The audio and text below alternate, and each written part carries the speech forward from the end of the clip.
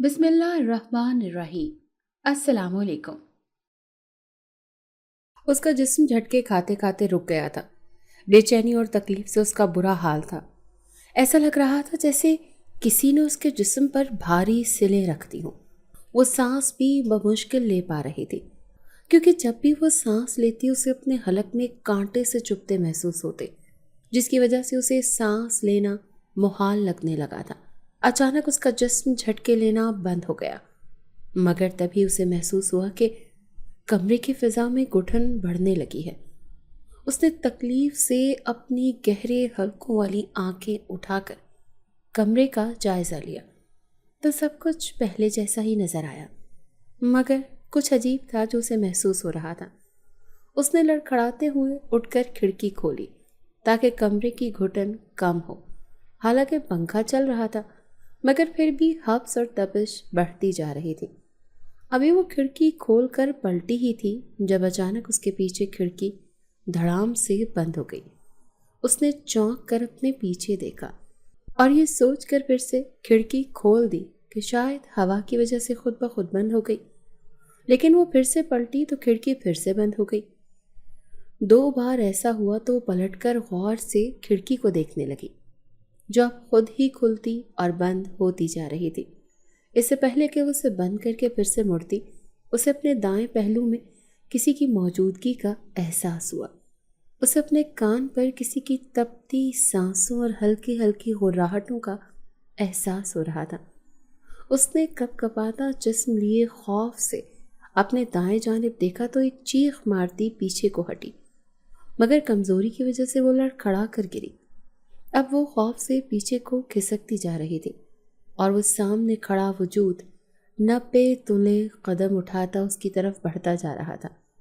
और वो वजूद एक जिन का था, एक खतरनाक और खौफनाक जिन, जिसका कद तकरीबन 8 फीट था। भारी भरकम सफ़ेद आंखों, लंबे नोकदार सींग और गहरे काले रंग का हामिल जिन, जिसे देखते ही उसका सांस खुश्क हो गया था। उस जिन ने काले ही रंग का लंबा सा ढीला ढाला लिबास पहन रखा था। सर पर बड़ी सी टोपी थी जो उसके लिबास के साथ जुड़ी हुई थी। उसके लिबास पर सामने की तरफ सफ़ेद रंग की हड्डी की खोपड़ी बनी हुई थी, जिसके दाएं बाएं 2 हड्डियां क्रॉस की शक्ल में थी।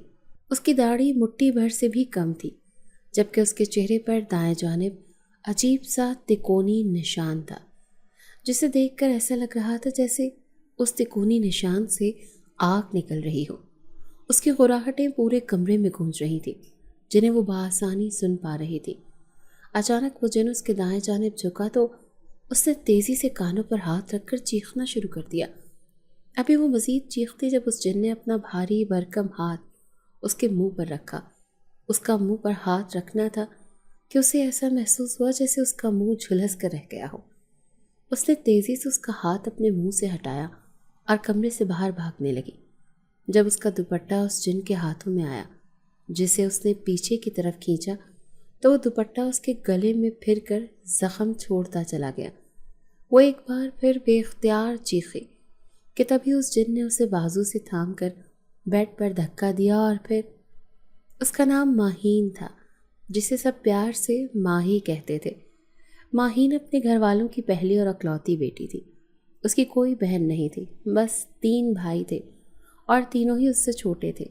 माहीन के घर में कुल 4 अफराद थे। वो 4 बहन भाई और एक माँ बाप। वो अपने तीनों भाइयों से बड़ी थी और इस वक्त 19 साल की थी। उससे छोटा भाई 18 साल का था और गवर्नमेंट कॉलेज में पढ़ता था। उसका दूसरे नंबर वाला भाई 15 साल का था और 9वीं क्लास का तालिब इल्म था। वो भी एक सरकारी स्कूल में पढ़ता था।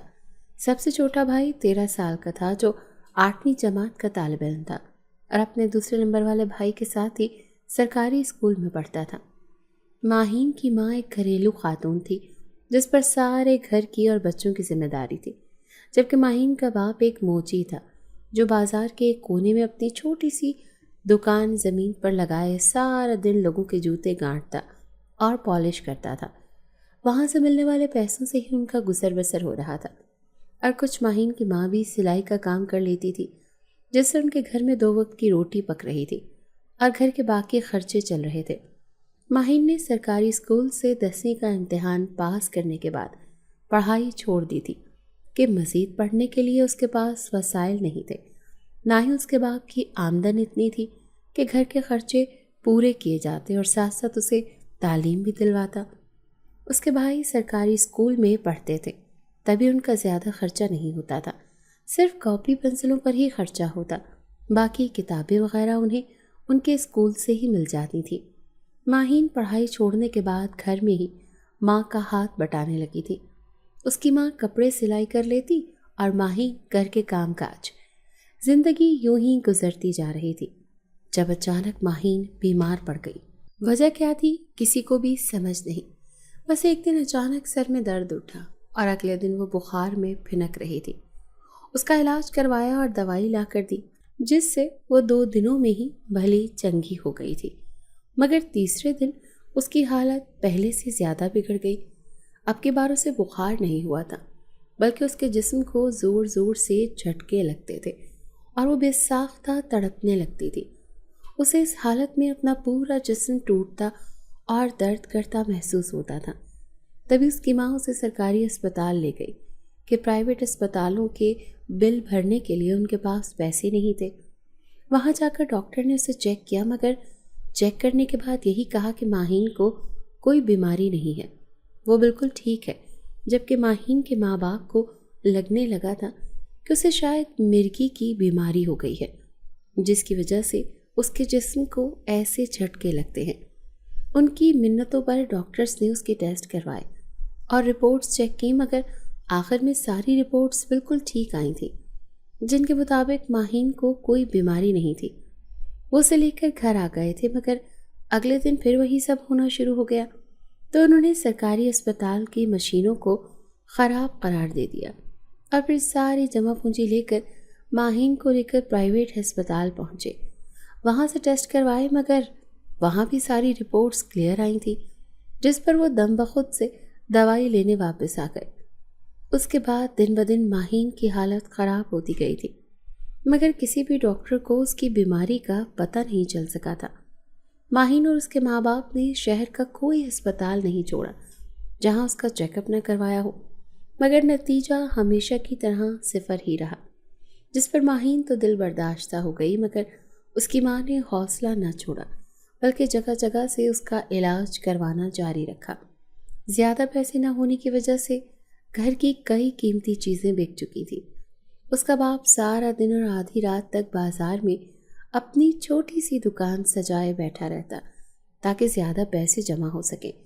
اس کی ماں گھر کو سنبھالنے کے ساتھ ساتھ سارا دن سلائی مشین کے آگے بیٹھی لوگوں کے کپڑے سلائی کرتی رہتی تاکہ ماہی کے علاج کے لیے پیسے جمع ہو سکیں۔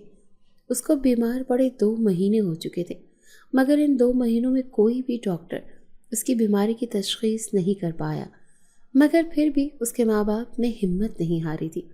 وہ اپنی لاڈلی بیٹی کو بچا لینا چاہتے تھے، چاہے اس کے لیے انہیں کچھ بھی کرنا پڑتا۔ وہ ان کی پہلی اولاد تھی اور بے حد لاڈلی بھی، جسے وہ یوں موت کے منہ میں مرنے کے لیے نہیں چھوڑ سکتے تھے۔ آج پھر صبح ہی صبح اس کو دورہ پڑا تھا اور اس کی طبیعت پھر سے خراب ہو گئی تھی اور اس کے ماں باپ اسے پھر سے اسپتال لے آئے تھے۔ وہ مریضوں کے بیڈ پر بڑی اونچی آواز میں کرراہ رہی تھی۔ رنگت بے حد سرخ پڑ چکی تھی، جبکہ آنکھیں اور گال آنسوؤں سے بھرے ہوئے تھے۔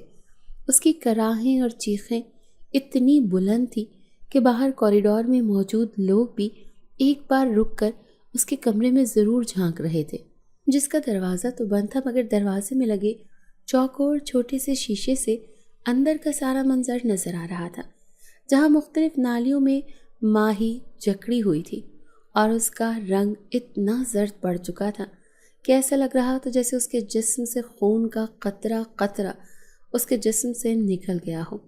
3 سے 4 لیڈی ڈاکٹرز اس کے ارد گرد کھڑی اس کا علاج کرنے میں مصروف تھی، مگر وہ مسلسل چیختی چلی جا رہی تھی۔ اچانک اس کے جسم کو زور سے جھٹکا لگا اور پھر جھٹکے لگتے ہی چلے گئے۔ وہ بیڈ پر پڑی زور سے اوپر کو اچھل رہی تھی کہ ڈاکٹر بھی گھبرا کر پیچھے ہو گئے۔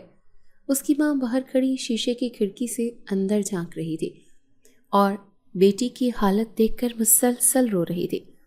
कुछ ही देर में सारे डॉक्टर बाहर आ गई थी और बाहर आते ही सब ने अपने मार्क्स चेहरे से नीचे किए थे। उसकी माँ ने घबरा कर अंदर झांका जहाँ वो बेसुध पड़ी हुई थी। हाथ अभी भी मुख्तलिफ नालियों में जकड़े हुए थे, जबकि उसके इर्द गिर्द अभी मशीनों का ढेर लगा हुआ था, जिनमें से एक पर उसके दिल की धड़कन चलती दिखाई दे रही थी। उसकी दिल की धड़कन की मशीन पर चलते देखकर उसकी माँ ने एक सुकून भरा सांस भरा था कि वो जिंदा है।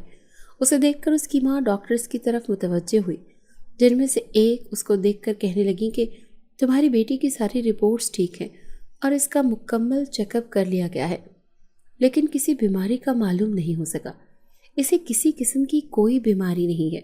बज़ाहिर वो ठीक है, लेकिन उसकी हालत तशवीशनाक होती जा रही है, जिसे समझना हमारे बस से बाहर है।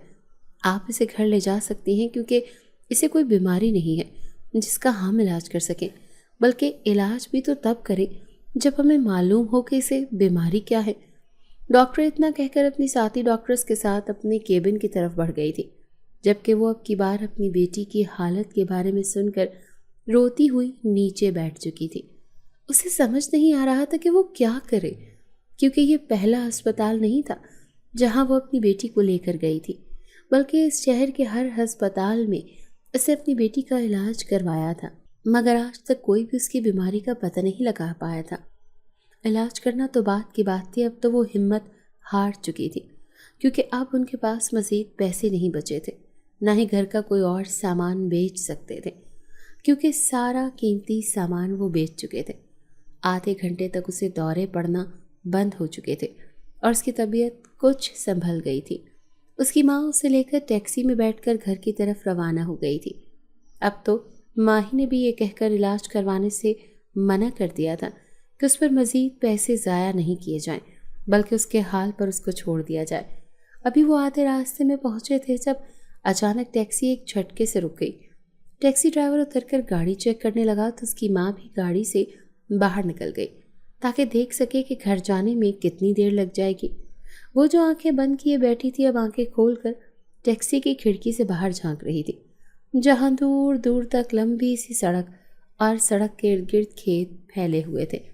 इक्का दुक्का गाड़ियां ही यहाँ से गुजरती नजर आ रही थी, जबकि खेतों में छोटी छोटी सी फसल उगी हुई थी, जैसे कुछ माह पहले की काश्त की गई हो। खेतों से दूर कुछ फासले पर पहाड़ नजर आ रहे थे। वो गौर से उन पहाड़ों को देखने गई, मगर अचानक उसे झटका सा लगा और आंखें हैरत से फैल गईं, क्योंकि उसे वो पहाड़ अपनी तरफ आता हुआ नजर आ रहा था। खौफ के मारे उसके हलक से आवाज़ तक न निकल सकी और उसने सख्ती से आंखें मीच ली। मगर जब कुछ देर तक सब कुछ पहले जैसा नॉर्मल रहा तो उसने आंखें खोलकर सामने देखा, जहां वो पहाड़ अपनी जगह पर मौजूद था। अचानक उसे गाड़ी में हब्स से होती महसूस हुई। उसने खिड़की खोली और बाहर की हवा में सांस लेने लगी, मगर अचानक तेज ठंडी हवा का झोंका आया तो उसे ऐसा महसूस हुआ जैसे सर्दियों की हवा ने उसके जिस्म को ठंडक पहुंचा दी हो। मगर तभी किसी ने उसका कांधा थपथपाया। उसे लगा कि उसकी माँ है। तभी रुख मोड़कर पलट कर देखा, मगर सामने कोई नहीं था। वो कुछ उलझकर वापस खिड़की की तरफ देखने लगी थी। उसका दिल मुसलसल घबरा रहा था, मगर तभी कोई उसके बालों को जड़ों से सहलाने लगा। उसे एकदम सुकून सा मिला। ठंडक का सा एहसास था जो उसके रगोपै में उतरता चला गया। उसने सरशारी से आंखें मूंद ली कि ऐसा सुकून उसे 2 महीने बाद मैसर आया था, वरना 2 महीनों से वो बस तकलीफ और अजियत में मुब्तला थी। उसने देखने की कोशिश नहीं की थी कि ये सब कौन कर रहा था, क्योंकि उसके ख्याल में उसकी माँ थी, जबकि वो इस बात से अनजान थी कि उसकी माँ टैक्सी ड्राइवर के साथ खड़ी उसे गाड़ी ठीक करता देखकर जल्दी करने की हिदायत कर रही थी।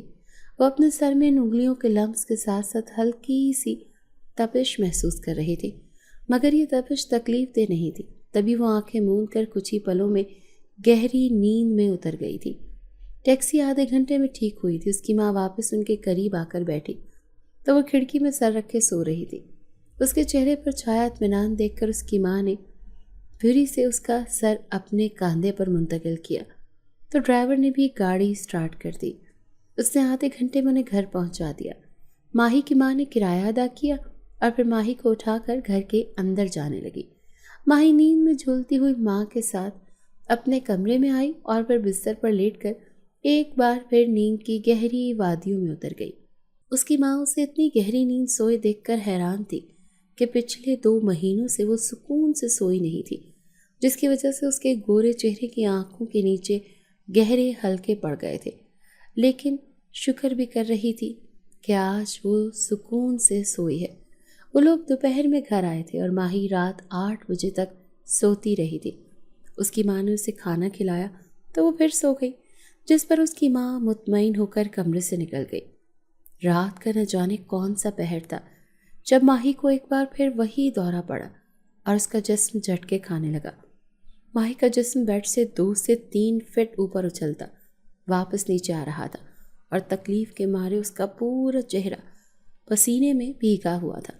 تقریباً 10 منٹ تک اس کی یہی کیفیت رہی اور پھر اس کا جسم پہلے کی طرح نارمل ہو گیا، مگر اب ماہی کو ایسا لگ رہا تھا جیسے اس کے جسم میں بالکل بھی جان نہیں رہی ہو۔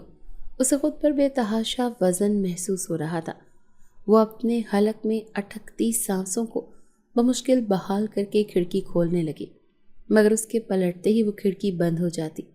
وہ پھر سے کھولتی تو وہ پھر سے خود بخود بند ہو جاتی۔ اس میں اتنی ہمت نہیں تھی کہ وہ مزید کھڑی ہوتی، مگر وہ پھر بھی غور سے کھڑکی کو دیکھنے لگی۔ مگر تبھی اسے اپنے قریب کسی کی موجودگی کا احساس ہوا تھا، جو کہ کوئی اور نہیں، ایک جن تھا۔ اس خوفناک جن کو دیکھ کر اس کی سانسیں اٹک گئی تھیں اور خوف سے وہ بے آواز رونے لگی، کیونکہ اپنی تکلیف سے وہ اتنی نڈھال تھی کہ بمشکل ہی اس کے حلق سے آواز نکل پا رہی تھی۔ وہ چیخ کر کسی کو اپنی مدد کے لیے بلا بھی نہیں پا رہی تھی کہ تبھی اسے بھاگتا دیکھ کر اس جنزادے نے اسے پکڑ کر بستر پر دھکیلا تھا اور پھر خود اس پر جھکا۔ اس کے بھاری بھرکم وجود کو خود پر چھایا دیکھ کر ماہی کے حواس گم ہو گئے تھے، مگر وہ یوں اس پر جھکا ہوا تھا کہ ذرا سا بھی اسے چھو نہیں رہا تھا۔ اس سے پہلے کہ وہ خوف سے بے ہوش ہوتی، اچانک اس جن نے اس کے سر پر اپنا بڑا سا ہاتھ جمایا، جو پورا کا پورا ماہی کے سر پر چھا گیا تھا، اور پھر زیر لب کچھ پڑھا اور وہ ہنوز کچھ پڑھتا جا رہا تھا، مگر اس کے پڑھنے سے ماہی کے سر کا بوجھ ختم ہوتا جا رہا تھا۔ جو تکلیف اس کے رگوں پہ میں تھی وہ آہستہ آہستہ ختم ہونے لگی تھی۔ خوف سے اس کا جسم ہلکا ہلکا لرز رہا تھا۔ اس کے سر پر ہاتھ رکھ کر کچھ پڑھنے کے ساتھ ساتھ وہ ماہی کو بھی دیکھ رہا تھا، جس کا گورا چہرہ بالکل زرد پڑ گیا تھا۔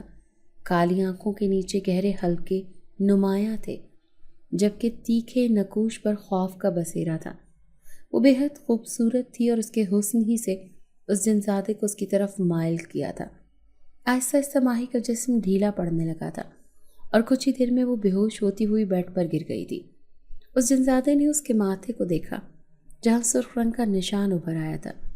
اس نے تیزی سے اس کے ماتھے پر ہاتھ پھیرا تو وہ نشان غائب ہو گیا۔ وہ جنزادہ اس پر ایک نظر ڈال کر اس کا گال تھپ تھپاتا اچانک غائب ہو چکا تھا۔ اگلی صبح ماہی کی آنکھ کھلی تو وہ خود کو بے حد ہلکا پھلکا محسوس کر رہی تھی۔ وہ اپنی آنکھیں مسل کر اٹھ کر بیٹھی تو اچانک اسے رات کا سارا واقعہ یاد آیا۔ خوف سے اس کے رونگٹے کھڑے ہو گئے۔ اس نے خوف زدہ نگاہوں سے ادھر ادھر دیکھا، مگر وہ کمرے میں اکیلی تھی۔ اچانک کمرے کا دروازہ ایک جھٹکے سے کھلا تو وہ خوف سے کانوں پر ہاتھ رکھ کر چیخ پڑی۔ اس کی چیخ سن کر اندر داخل ہونے والے اس کے ماں باپ اور بھائی گھبرا گئے۔ وہ تیزی سے ماہی کے پاس آئے، جو آنکھیں سختی سے بند کیے روتی چلی جا رہی تھی۔ اس کے باپ نے اس کے ہاتھ کانوں سے ہٹائے اور اسے تسلی دی کہ وہ سب اس کے پاس ہے، اور ماہی جسے لگا تھا کہ وہ جن پھر سے آ گیا ہے، اپنے باپ کی آواز سن کر روتی ہوئی اپنے باپ کے گلے سے جا لگی۔ اس کے تینوں بھائی اس کی حالت پر کف افسوس ملتے اسے تسلی دے کر اسکول اور کالج کے لیے نکل گئے۔ اس کی ماں نے اس کے رونے کی وجہ پوچھی تو اس نے بنا کسی حیل و حجت کے انہیں رات کا سارا واقعہ بتا دیا، جس پر وہ دونوں نہ صرف چونک اٹھے بلکہ ایک خیال کوندے کہ ان کے ذہنوں میں لپکا۔ وہ 2 مہینوں سے ماہی کا علاج کروا رہے تھے، مگر اس کے مرض کی تشخیص نہیں ہو پائی تھی، بلکہ ڈاکٹرز کا کہنا تھا کہ اسے کوئی بیماری ہی نہیں ہے۔ تب ان کے ذہنوں میں یہی آیا تھا کہ اس کی اس حالت کا ذمہ دار کہیں وہی جن نہ ہو، کیونکہ ان 2 مہینوں میں ایک بار بھی ان کے ذہنوں میں یہ خیال نہیں آیا تھا کہ ماہی پر جنات کا سایہ بھی ہو سکتا ہے۔ وہ 2 مہینے بس ہسپتالوں سے ہی اس کا علاج کرواتے رہے، مگر اس کا روحانی علاج کروا کر نہیں دیکھا تھا۔ اور یہ ان 2 مہینوں میں پہلی دفعہ تھا جب کسی جن کا ذکر ان کے سامنے ماہی نے کیا تھا، یا شاید اب بھی اس کے لیے کیا تھا، کیونکہ وہ جن پہلی مرتبہ ہی ماہی کے سامنے آیا تھا۔ وہ ماہی کو تسلی دیتے اس کا منہ دھلوا کر ناشتہ کروانے لگے۔ اس کے ناشتے کے بعد اس کا باپ گھر سے تیزی سے باہر نکل گیا اور اس کی ماں گھر کے کام نمٹانے لگی۔ ماہی سہمی سہمی سی اپنی ماں کے ساتھ ساتھ تھی، جہاں وہ جاتی، چاہے وہ گھر کا کوئی بھی کونا ہو۔ 1 گھنٹے کے بعد اس کے باپ کی واپسی ہوئی اور اس نے آتے ہی ان دونوں کو چادریں اوڑھ کر گھر سے باہر آنے کا کہا۔ اس کی تیزی پر وہ دونوں گھبرا گئی تھی، مگر دیری کیے بنا ہی اس کی بات پر عمل کر کے چادریں اوڑھ کر باہر نکل آئی تھی۔ موٹر سائیکل پر بیٹھ کر وہ انہیں اسی شہر کے کسی نامعلوم علاقے کی طرف لے جا رہا تھا۔ ماہی کی ماں نے کئی بار پوچھا بھی کہ وہ کہاں جا رہے ہیں، مگر اس کے باپ نے کچھ بھی نہیں بتایا۔ 1 گھنٹے کے سفر کے بعد وہ ایک بڑے سے مکان کے سامنے تھے۔ وہ تینوں موٹر سائیکل سے اتر کر اندر گئے۔ سارا گھر اینٹوں سے بنا ہوا تھا، جس کے صحن کچا تھا، مگر اتنا بڑا تھا کہ وہاں 200 سے زائد لوگ ایک وقت میں بیٹھ سکتے تھے، اور اس وقت وہاں 100 کے قریب لوگ موجود تھے۔ اس گھر میں 2 ہی کمرے اور 2 ہی باتھ روم تھے۔ کمرے سامنے بنے ہوئے تھے، مگر باتھ روم گیٹ کے کچھ فاصلے پر بائیں جانب موجود تھے، جن میں سے دائیں والا خواتین کے لیے جبکہ بائیں والا مردوں کے لیے مختص تھا۔ وہ لوگ اپنی باری کے انتظار میں بیٹھ چکے تھے۔ ان سے پہلے کئی لوگ موجود تھے، تبھی ان کی باری آنے میں دیر ہو رہی تھی۔ انہیں بیٹھے ابھی 5 منٹ ہی ہوئے تھے جب اچانک ماہی کی طبیعت بگڑنا شروع ہو گئی اور اس کا جسم کپ کپانے لگا۔ اس کا پورا وجود ٹھنڈا پڑ گیا تھا، جبکہ پورا جسم یکایک پسینے میں ڈوب چکا تھا۔ اچانک اسے جسم کو پہلے ہلکے اور پھر زور زور سے جھٹکے لگنے لگے۔ اس کے ماں باپ پریشان ہو کر اسے ہوا چلنے لگے، مگر اب اس کی سانسیں اکھڑنے لگی تھی۔ سبھی لوگ ان کے ارد گرد جمع ہو گئے تھے۔ اس کی طبیعت خرابی کے پیش نظر سب کو چھوڑ کر پہلے ماہی کو عامل کے حجرے میں لے جایا گیا۔ اس کے باپ نے ماہی کو عامل کے سامنے ذرا فاصلے پر بٹھایا، مگر وہ بیٹھ ہی نہیں پا رہی تھی، تو اسے اچھی طرح چادر سے ڈھک کر نیچے لٹا دیا۔ عامل، جس نے کالے رنگ کا لباس پہن رکھا تھا اور ہاتھ میں تسبیح موجود تھی، اس نے سب کو پیچھے ہٹ جانے کا کہا اور خود ماہی کے سر کے قریب آدھے فٹ کے فاصلے پر بیٹھا۔ ماہی کا جسم ذبح کی ہوئی مرغی کی طرح پھڑکنے لگا۔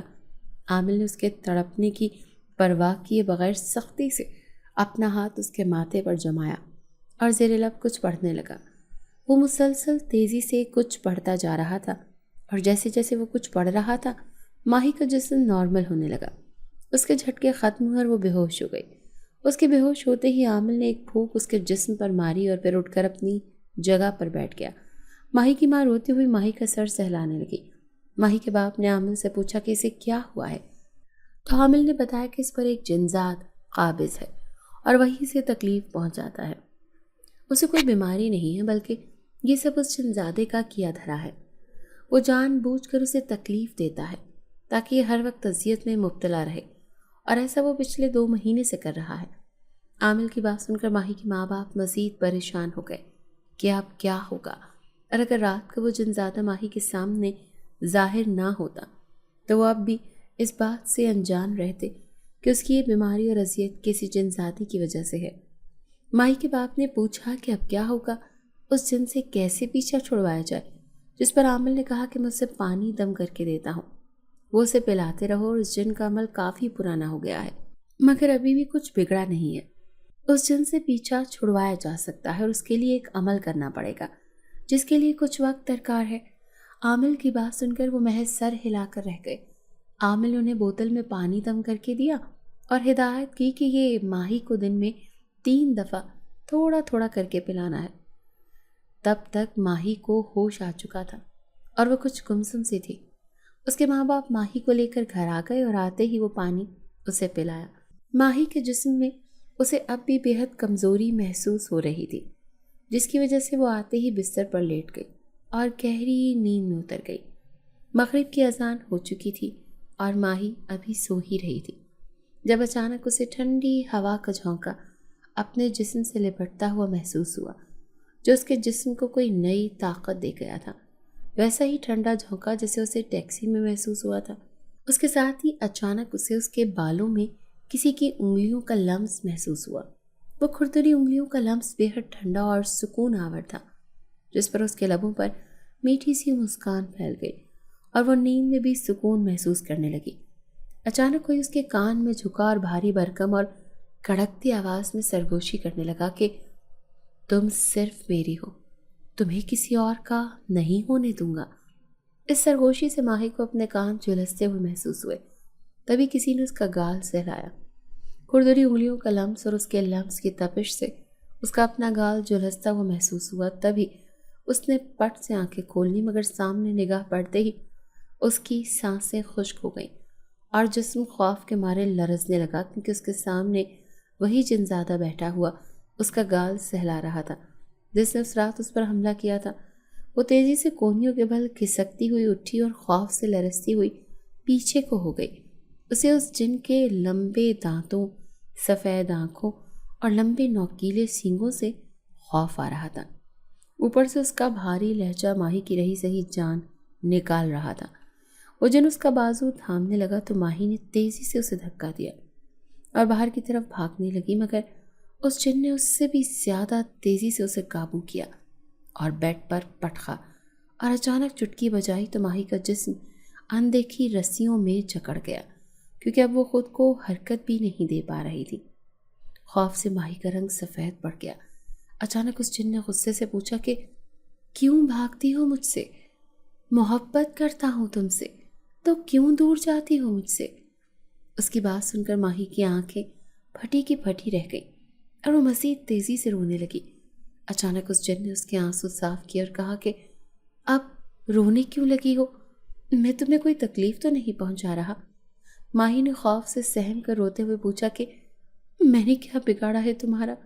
क्यों 2 महीने से मुझे तकलीफ़ पहुंचा रहे हो? तुमने कहा कि तुम मुझसे मोहब्बत करते हो, तो मोहब्बत करने वाले तो उसे तकलीफ़ नहीं देते जिससे वो मोहब्बत करते हैं। मैं इंसान हूँ, बेबस हूँ, इसीलिए तुम्हारा कुछ बिगाड़ नहीं सकती, लेकिन एक जिन होकर तुम इतने बेरहम कैसे हो सकते हो?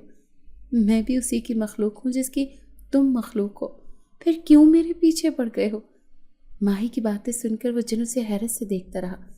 माही अपनी भड़ास निकाल कर अब फिर से खौफजदा होकर उसे देख रही थी, जैसे वो फिर से उसे वैसी ही तकलीफ़ पहुंचाएगा जैसे पिछले 2 महीनों से पहुंचा रहा है। अचानक वो बोला कि तुम कह रही हो कि मैं 2 महीनों से तुम्हारे पीछे हूँ, जबकि मैंने 2 दिन पहले तुम्हें एक टैक्सी में देखा था। तुमने बेहद खूबसूरत, तभी मैं तुम्हें एक नज़र देखते तुम पर आशिक हो गया और तुम्हारा पीछा करता करता यहाँ चला आया। मैं यहाँ नुकसान या तकलीफ़ पहुँचाने या डराने नहीं आया, अपनी मोहब्बत का एहसास दिलाने आया हूँ कि तुम मेरी हो। उसकी बातें सुनकर माही को जहाँ हैरत हुई, वहीं एक बार फिर खौफ का एहसास हुआ, जिससे वो बेइख्तियार कपकपा उठी और बोली कि आमिल ने कहा था कि एक जिन 2 महीने से मेरे जिस्म पर काबिज होकर मुझे तकलीफ़ पहुँचाता है। मैं पिछले 2 महीने से बीमार हूँ और हर रोज़ वो जिन मेरे जिस्म पर हावी होकर मुझे असियत देता है, और वो जिन तुम ही हो। उसकी बात सुनकर वो जिन एकदम दहाड़ उठा और गुस्से से उसकी गर्दन दबोच ली, जिस पर वो ऊंची आवाज़ में चीख उठी, क्योंकि उसकी पकड़ से उसका दम घुटने लगा था और गर्दन पर अजीब सी जलन का एहसास होने लगा। अचानक एक दहाड़ से दरवाज़ा खुला और माही के माँ बाप के साथ वो आमिल भी कमरे में दाखिल हुआ और अंदर आते ही वो बोला कि उसे इल्म था कि वो जिन यहाँ लाजमी आएगा, तभी वो आमिल आज ही यहाँ आ गया है। इतना कहते ही उसने अपने पास दम किया हुआ पानी उस जिन के वजूद पर फेंकना शुरू कर दिया, जिसने माही की गर्दन को जोर से दबोच रखा था। पानी खुद पर पड़ते ही वो जिन बेतहाशा तड़पा और माही को छोड़ दिया, जिस पर वो पीछे को गिरती बुरी तरह खांसने लगी। वो जिन अभी तड़प रहा था जब अचानक उस आमिल ने उस जिन के गिर्द चक्कर काटते कोई मंत्र पढ़ना शुरू कर दिया। उस जिन की धाड़ें और गुर्राहटें पूरे कमरे में बुलंद हो रही थी, जिसकी वजह से पूरा कमरा लरसने लगा था। माही ने खौफ से अपने कानों पर हाथ रख लिए थे, जबकि उसके माँ बाप भी एक तरफ लब भींचे बेयकीन और खौफजदा से खड़े थे कि उन्हें पहली बार ही किसी जिन को देखा था। आमिल का अमल अभी ख़त्म नहीं हुआ था। उस जिन ने ज़ोर से दहाड़ते हुए कहा कि वो इस आमिल को छोड़ेगा नहीं बल्कि उसे ज़िंदा भस्म कर देगा। माही उसकी है और वो हर हाल में उसे अपनी दुनिया में लेकर जाएगा।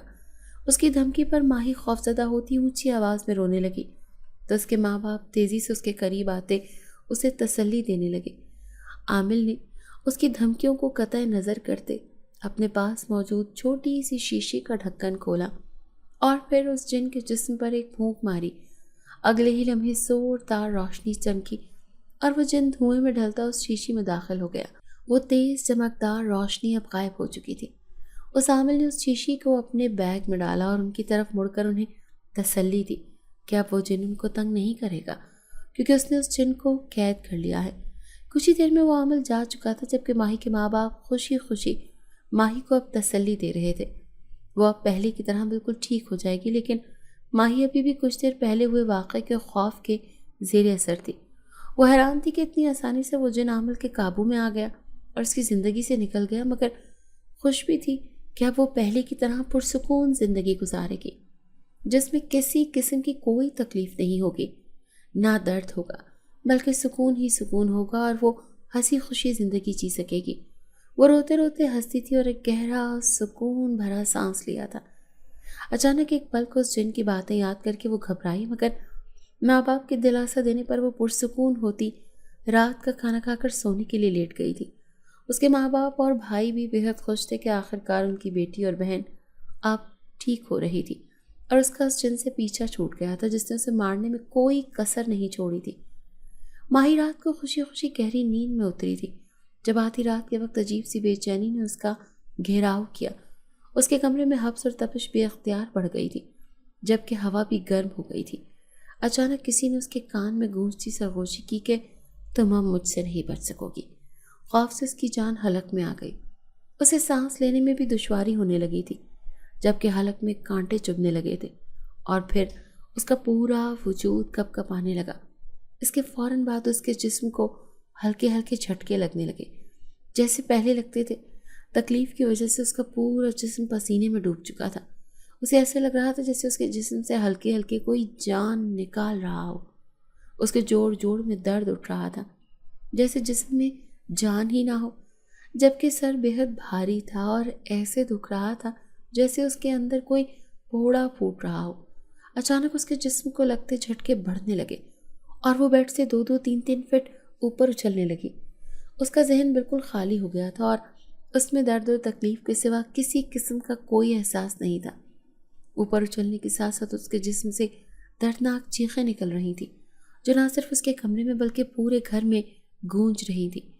चीखते चीखते उसका गला बैठने लगा था कि अचानक कमरे का दरवाज़ा धाड़ से खुला और अंदर आने वाले उसके माँ बाप हैरत और परेशानी से उसके वजूद को देखने लगे जिसे पहले की तरह दौरा पड़ा था। वो उसे संभालने की कोशिश करने लगे मगर वो चीखती हुई किसी के भी काबू में नहीं आ रही थी। उसका रंग जर्द पड़ गया था जबकि बाल बेहद बिखर चुके थे। अचानक उसके वजूद को एक ज़ोरदार झटका लगा और वो 2 फीट ऊपर उछलकर वापस बेड पर गिरती हुई होशो हवास की दुनिया से बेगानी हो गई। उसके माँ बाप उसे संभालते और परेशान होते हुए इस बात पर हैरत और खौफ में मुब्तला थे कि जब वो जिन आमिल कब्जे में करके ले गया तो अब माही की तबीयत कैसे बिगड़ी। ये वो सवाल था जो उन्हें परेशान भी कर रहा था मगर उनके पास इसका जवाब नहीं था। बाकी सारी रात बेहोश रही थी माही और वो परेशान थे उसके सिरहाने बैठे रहे। माही को देखकर ऐसा लग रहा था जैसे उसके अंदर से खून का कतरा कतरा भी निचोड़ लिया गया हो। सुबह के 7 बजे माही को होश आया और वो होश में आते ही ऊंची आवाज़ में रोने लगी। वो अपने हाल से बेहद दिल बर्दाश्ता हो गई थी। उसके माँ बाप उसे तसल्ली दिलासे देते ज़बरदस्ती वापस आमिर के पास ले गए थे। अपनी बारी पर आमिर के पास आकर उन्होंने रात वाला वाक़या मिनोअन उनके सामने दोहराया था जिसे सुनकर वो आमिर भी एक लम्हे को परेशान हुआ था और फिर उसने माही को अपने सामने बिठाकर उसके सर पर हाथ रखते 15 मिनट तक ज़ेरे लग कुछ पढ़ा। आज फिर माही को अपना जिस्म और सर भारी होता महसूस हो रहा था। अचानक आमिर ने अपना हाथ पीछे हटा लिया और बोझल और थके से लहजे में कहा कि उस पर अब भी एक जिन का साया है और वही जिन उस पर काबिज होकर इसे तकलीफ पहुंचा रहा है, जिस पर वो तीनों चौंक उठे।